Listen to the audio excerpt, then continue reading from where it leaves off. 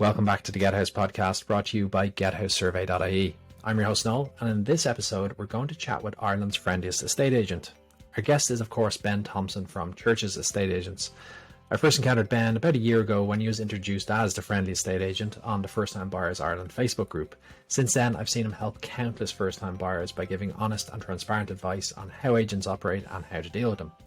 Ben is also the man behind the Irish Home magazine and one of the creators of the Irish Home Buyer Journal, and so he has a wealth of knowledge about the Irish housing market and how to navigate it. If you're a first-time buyer and curious to learn more about agents and how they operate, then this is the episode for you. So sit back, relax, and let's get into it.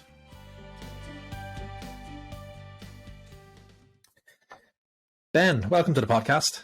Hi Noel, nice to see you. Nice to see you too. We haven't talked in, I think, since last summer, since we've seen each other's faces. Probably, yeah, exactly. Yeah, it's been busy. Yeah. Oh God, stop.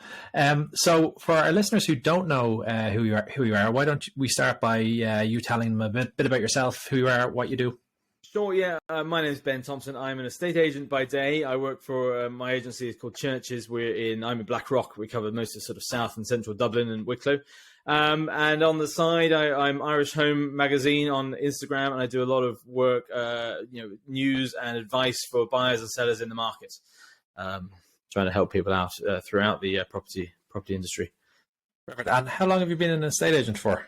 Well, I've been in Ireland 11 years. You can tell from my accent, I'm not from here. I'm from the UK originally, where I was a commercial agent. And I came over here and started working for Savills in a similar area, and actually was desperate to get into the residential side, and finally sort of moved out and started working for smaller agencies and built up to our own. So probably been doing pure residential sales for the last 8 years or so, and 6 with our company here. Yeah. Oh, okay. That's an interesting move, and not from the UK to Ireland. I understand that completely.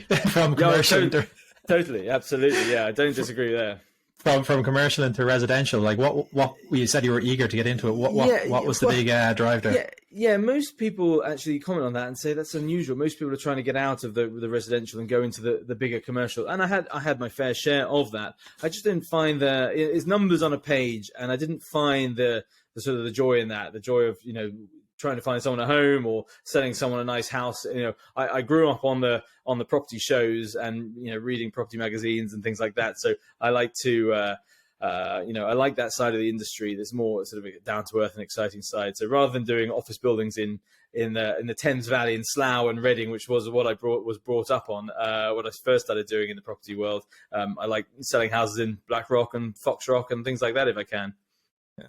Okay. That's a good enough answer. Good answer. Yeah, it's completely different worlds when you really dive into it. Completely. Yeah, completely. Okay, so we're doing this podcast at an interesting time. We're just coming to the end of Q1 in 2021, and both Daft and My Home have released their usual Q1 report for sales. And as expected, they report on asking prices. Asking prices have gone up. I think the CSO have also released numbers to say the actual sale price has gone up as well. So with all that in mind, what's it like being an estate agent in today's climate? It's very strange. It's very crazy. You can't quite explain it sometimes. It just is. There's just such a we've had 2 years where things have plodded along, but in general there hasn't been enough property coming to the market. And to be fair, even before the pandemic, there wasn't enough on the market to keep up with demand.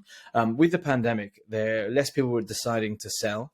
A lot of the times, maybe barely half of the sellers on the market are in a position where they have to sell. A lot of people are choosing, look, now's the right time. And during the pandemic, a lot of people just shut down and said, look, we'll hunker down, we'll stay where we are, we won't move. Especially where I am, where in South Dublin, it's a lot of older households, maybe a single or a couple on their own who, in their 70s or 80s in a big 5-bed house.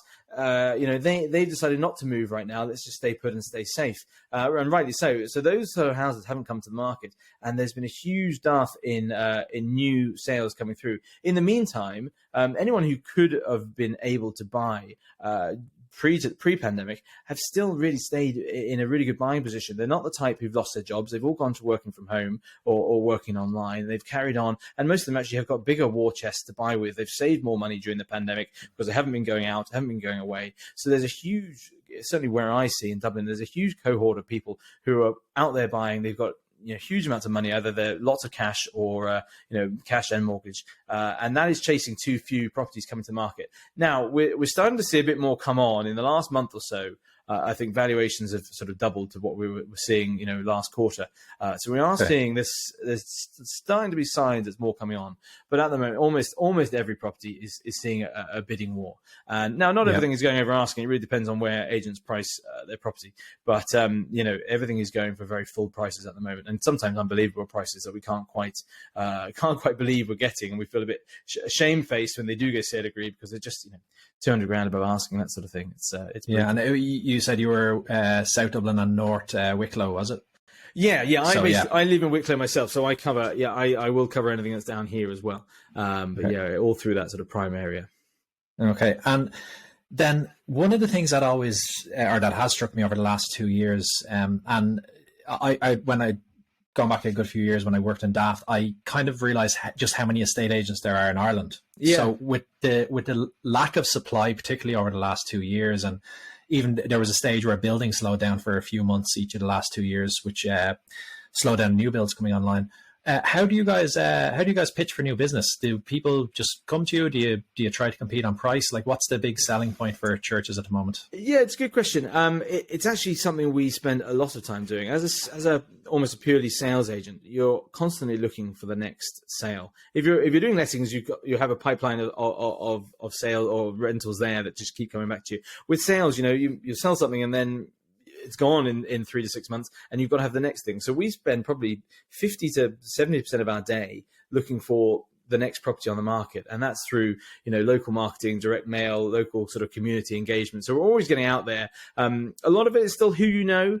In my agency, most of the guys are local there, and they pick up sales from guys who they've known for 40 years or 30 years or so back in the day. I'm a bit more of a newcomer, so I have to sort of burn the shoe leather a bit more and find sales for my own. But a lot of it's that, and a lot of it's from our presence where we are. We have offices in good locations, but really getting your signboards out there. The best new client is one who lives 2 doors down from the house you just sold, and you can say, look, I just got a great price. And that's often why people sell. They say, oh my God, did you see what so and so's house went for down the road? Let's see, that changes our plans, and we could sell for that, and we could move to wherever we're planning to move, trade up, trade down, trade out, and move out of town, or that sort of thing. So that's the best of marketing. It's a purely local business, and it's really our best friends are our neighbors on the streets that we can go and say, look what we get for your house. Look what next door got. Yeah, I think like all business, that's the best. It's the best type of marketing, word of mouth. It is absolutely. And I've had actually this year I've sold 2 properties where I've sold for them previously. It doesn't come up that often because people in Ireland don't trade over every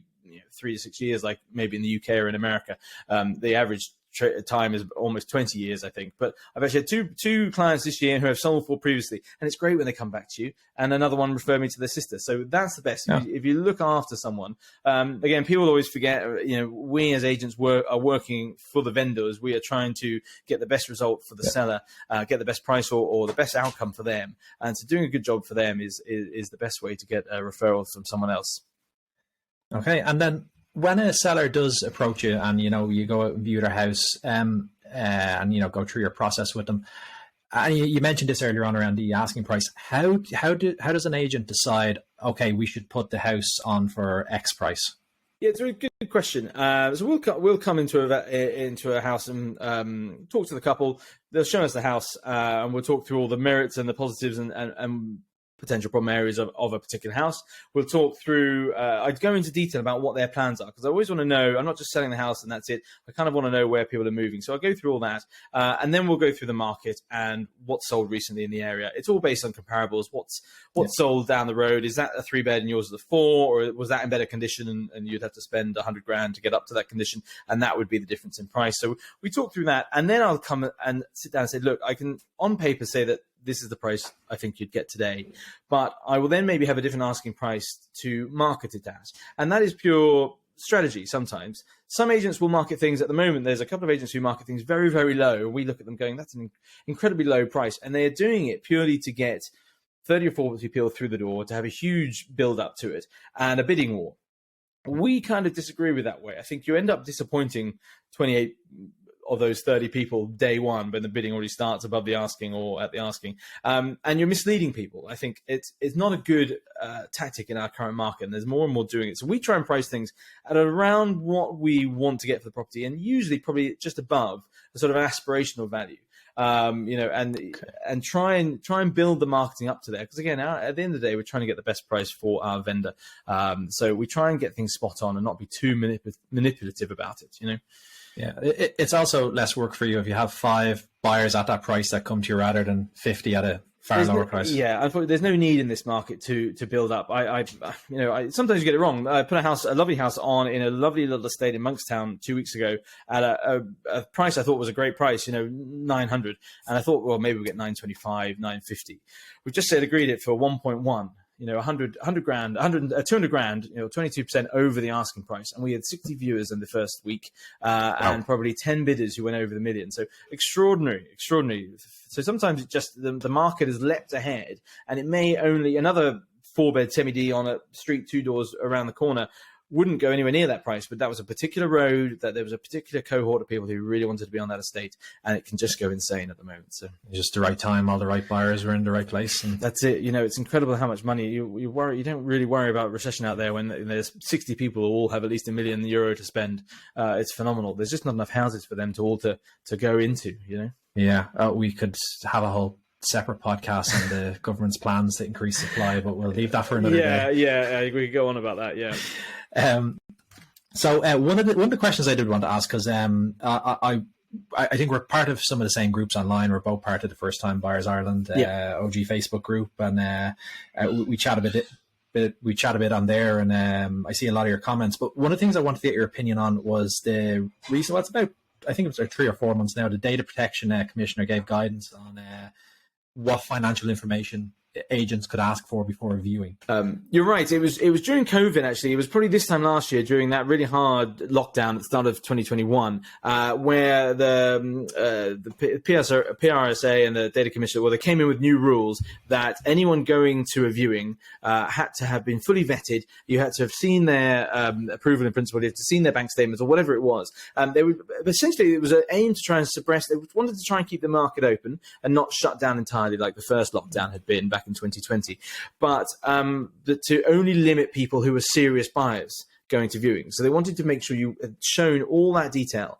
And we said that day one, no one is going out house hunting at the moment unless they're very serious. There's people desperate there to house hunt. No one is out there going for a jolly, going and have a looking around houses on a Saturday afternoon in the middle of a pandemic. Every single buyer we would talk to before we brought them to a home. We weren't doing open viewing, so we knew everyone there. I didn't need to see their approval in principle. I didn't need to see their bank statements or a letter from a solicitor to know that they were serious buyers. They were out there in the market when there was a pandemic on. They are serious, and they were asking for too much. And some agents leapt at this and took this. And you've probably seen on my comments that you're referring to in the Facebook groups and elsewhere. I took offense to this. I think some agents really leapt on this and really went very hard on it and said, you have to have everything into it. We want to see all this information. I was actually I had a client who was vulnerable, sold his place. I was trying to view a place for him to buy, and I was doing it by video call, and I was his gopher.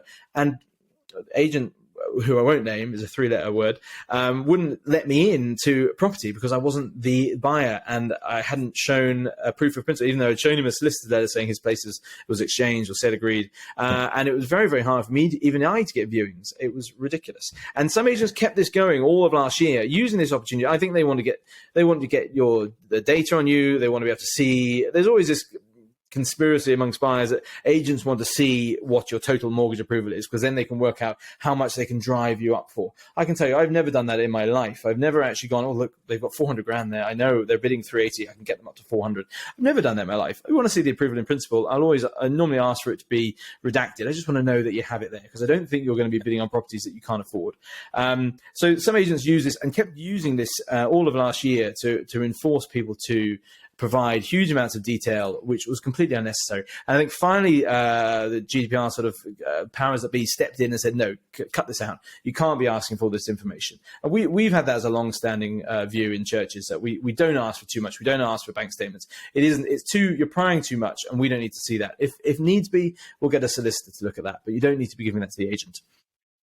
Yeah. Yeah, I think that was with buyers anyway. I think that was the general consensus on it, that it was, look, there's a handful of agents here that are just really overstepping the mark. It was very infuriating, absolutely, for buyers. Okay, I have a few fun questions around bidding, because I know you mentioned some people think there's a conspiracy there, and you kind of led into it, but there is. Every time a crazy bidding war happens, somebody always posts a question. Fake bids. Is there fake bids? Is the agent putting in fake bids here? Or are they getting their friend to put in fake bids or something like that? In my own opinion, just because I've worked with agents quite a lot in Daft, if it does happen, I think it's minuscule. I can't see why an agent would try to, particularly in today's market. No. But does it actually happen? Have you seen any, without saying names, have you seen any inside information? Or Sure, I'm sure it does happen. As you say, it absolutely does happen. I've never seen it. I've never done it. I've never seen it in my company. There'd be too much downside if you got it wrong, both with the buyers, both with our regulators, but also with your own vendors as well, because it is a unscrupulous practice, and it doesn't help anyone. You'd be reporting that bid to a buyer, but you're not reporting it to the vendor. You very quickly get caught out. No, it does happen out there on occasion, but more often it is accused of us quite often, and it is purely because buyers are very frustrated. They sometimes find you're in a back and forth bidding war, or a 3 or 4 way bidding war, and someone keeps coming back, and you get very paranoid. Like, who is this coming back and bidding against us? You get paranoid if the offer is too big, or you get paranoid if the offer is consistently €1,000 or whatever it is. So people always sort of level the accusations, and again on the Facebook groups, I always sort of try and talk people through and say, well, no, that probably does sound like a legitimate bid. And again, I have it leveled at me. They start asking questions. Who is that bidding against us? At the end of the day, we are regulated. To summarize how it works basically is we have to record every bid, and we have it in paper or on an electric file. That can be inspected. The buyers can't. I will give them a redacted list of it if they ask who made the bid, and I'll leave perhaps their one. I'll take a photocopy of my written list and leave their names in, but redact out who the other ones are, just so they could see on paper. It could be faked. Again, there's no way to really prove it. If there was a serious case and a serious accusation, then a buyer could take it to our regulator, the PSRA, and then they would come in and they do inspect our files, and we are audited every year or two with those. So absolutely, there are checks and balances there. The alternative is, and some people have sort of said, look, the online bidding is bigger now, and a few agencies are using that. Is that a way to avoid this? I don't think it is as clear cut as that yet. I find the online bidding gets people carried away far quicker than they otherwise would. You get people throwing in bids. One of the selling points of it, you can bid any time of night without the agent being there. Well, I'll tell you, I'll take a bid any time. You can text me a bid at 2 a.m. I'll take it. That's fine. But people bid at any time in the evening. They can bid, keep bidding. We don't like that system. Well, we've avoided it for now. We prefer to know who's making the offer. I prefer they call me or email me and they can talk it through, because at the end of the day, with an online bidding war, you suddenly get to a top price, and that's the last bid, and they supposedly win it. But you don't know who that bid is really. You have the underlying details, but I want to know, do they have a family member on the road, or have they been around the property 2 or 3 times? Do they understand how much money is going to need to go into the house? Someone might bid up, and then you don't know that they may have won it in theory, but you don't know if they really understand. God, this house needs 200 grand spent on it, and often those sales will fall apart because someone got carried away in a bidding war, whether online or not, and they haven't really sussed out the property. So we don't always pick the highest bidder when we're conducting a usual bidding. I will be telling my vendors all the time, look, these guys are close. They're about 2 grand behind, but I think they know the property better, or they have or their mortgage situation is in a better situation, or they don't have a house to sell. It's not just the winner takes all, the highest bid counts. We're always trying to find the buyer. I want the buyer to follow through first time. So we're trying to pick the buyer who wants the house more than anyone else and has done their homework and will follow through, have the money there. So there's a bit of subjectiveness to it. There's a bit of an art to it. It's not just science, and that's why we prefer it doing that way than with the pure sort of online bidding. Yeah, and you actually mentioned something interesting there. I see a lot on some of the online groups where people come forward with a story where they were the second highest bidder and the vendor chose them. That's right. Maybe they were first-time buyers, or they were local to the area, or whatever. But so it does happen. Yeah, I credit Kieran, Crazy House Prices, with this. He's mentioned it a few times. Actually, I think it's picked up steam now, and he shares success stories of it quite often now. And we've had the same. You know, I do always put it to a buyer, and I say, look, these guys are a family. Your kids are going to go to school down the road, and the other guy is maybe. I'm not seeing that many investors at the moment, but you know, maybe the other guy is someone else for whatever other reason. You don't give them enough detail to discriminate, but if you do come down to like a lot of people are selling a house that's been in the family for 20, 30 years, and they raise their kids there, and they are really heartwarmed to see, look, there's going to be another family here raising their kids here in the future. So that does make a difference, and it can make a difference with 2 or 3, 4, 5, 10 grand even, if you're lucky enough. So yeah, I'm seeing a lot more of the letters as well. The buyers sending pleading letters in saying, we'd love this house. I blame Kieran on that as well. That is annoying, but anyway, it is a nice little touch. Yeah. No, it definitely is. And even myself, I may have mentioned this on a previous podcast, but good friends of ours, they live probably 200 meters around the corner from me here. But about a year before the pandemic started, they had moved in with his parents, who was about 8 doors up from where they bought. And the plan was to live there for a year. COVID happened. It ended up, or a year or two. I think it ended up being 4 years, maybe, or close to 4 years they were living at home. But just towards the end of last year, they got into their house. It's about 8 doors up from his parents, where they have been living. And they reached out to the seller, and they're like, "Look, local in the area." Actually, quite coincidentally, he installs alarms, and he had gone up to fix a problem for the person who died. Unfortunately, it was her family that sold the property. He had gone up to fix an alarm for them a few years ago. Good to know. And just little things like that, they just remembered, and they're like, okay. In that case, they actually didn't even go to the agent. They just said, look, we were going to get an agent in next week to price it up. Let's get a couple of valuations and we'll pick a price. And that's what happened. Absolutely. Now, there was a long process that had to go through. That had to go through a longer process because the owner had died. But they got in there in the end just before Christmas, and it was just another one of those good cases. It is great, and there's a lot of goodwill out there that people will. Some sellers, they want every penny they can get from online bidding, but there's a lot of more goodwill, especially if it's been a family home. Look, you get enough for it there, we'll take it, and we don't worry about the estate agents. We save the fees and stuff like that on that as well. So yeah, absolutely, do it if you can. So before we get onto the home buyer journal, because I do want to chat about that for a few minutes at the end, I want to ask you a bit of a fun question. So what's the craziest sale you've been a part of? It's a good question. I had a house in Wicklow, actually not far from me here, which I saw probably about 3 or 4 years ago now, and both sides of it was absolutely insane. I think it was a divorce case. The house was being sold, and the husband was not there anymore, but he had been a computer engineer, and he had wired the house to be completely almost automated. But this was sort of 1990s technology, and no one actually knew how to run it at all. And there was solar panels, and it was insane. It had a whole sort of computer room in one corner, but the husband was gone, so none of us knew how to work it, and everything kept going wrong, and it was a bit insane.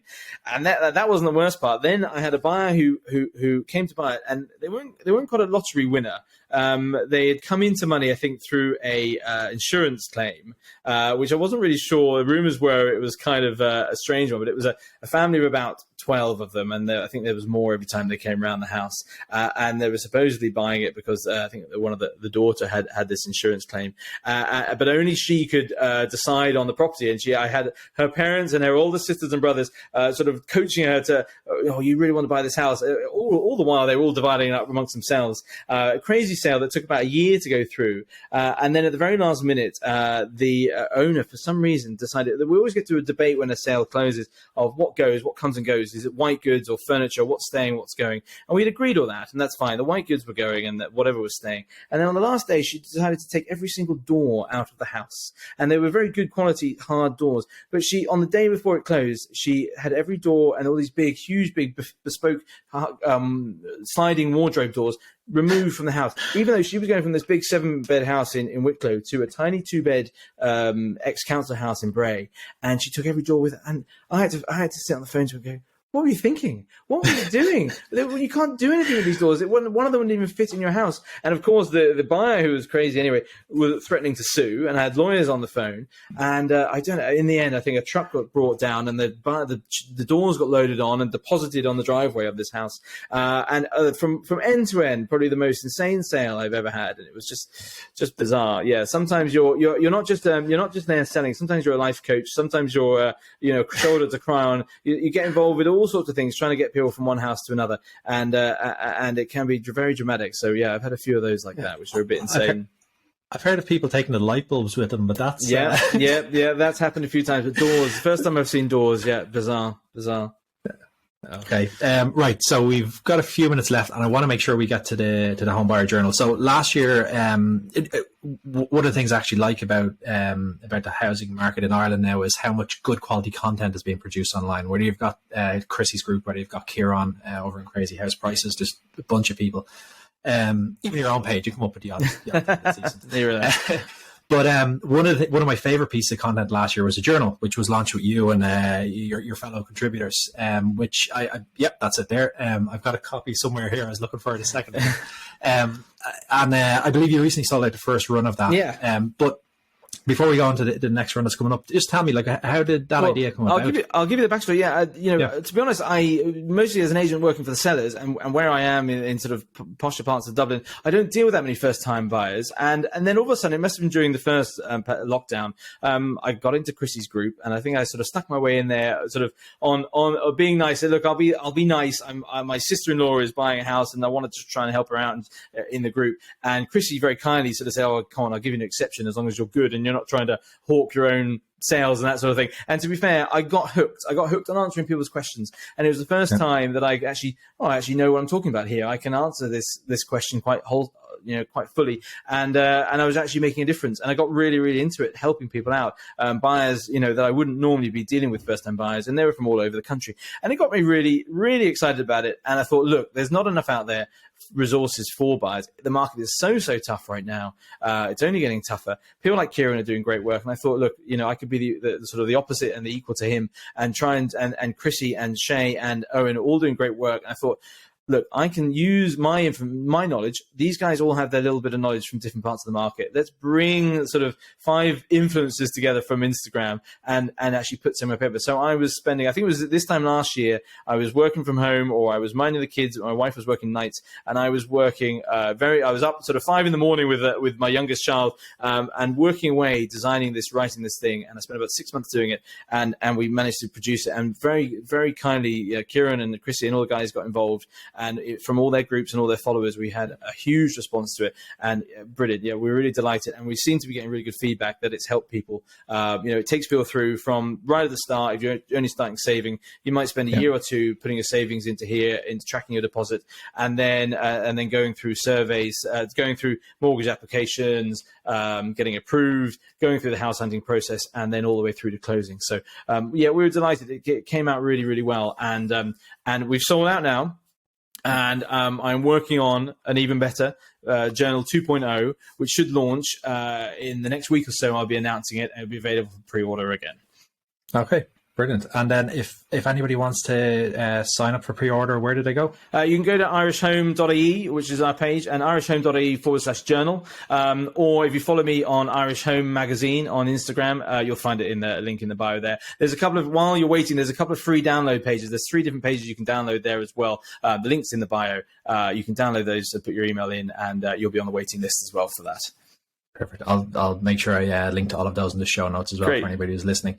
And then tell me, just before we wrap up, because you've obviously got churches, estate agents, and you've got Irish Home Magazine as well. I had been familiar with that before, I stumbled across it one day. But tell us a bit about what you do there as well. irishhome.ie. I started about 7 years ago as a sort of an online news site for the property industry. So talking about interesting sales, giving tips and stuff like that. I've slowly been building it, but it's really taken on a thing of its own with the Irish Home Journal. It's somewhere where there's additional tips, more up-to-date news and market information on there as well. So go to that as well. I'll make sure I have the links there as well. Brilliant. Okay, Ben, that's it. We've covered everything.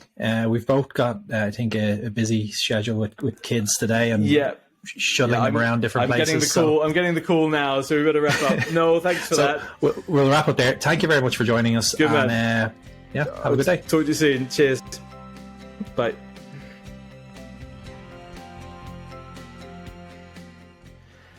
And that's the end of the episode. If you don't already follow Irish Home Magazine on Instagram and Facebook, make sure you give them a follow.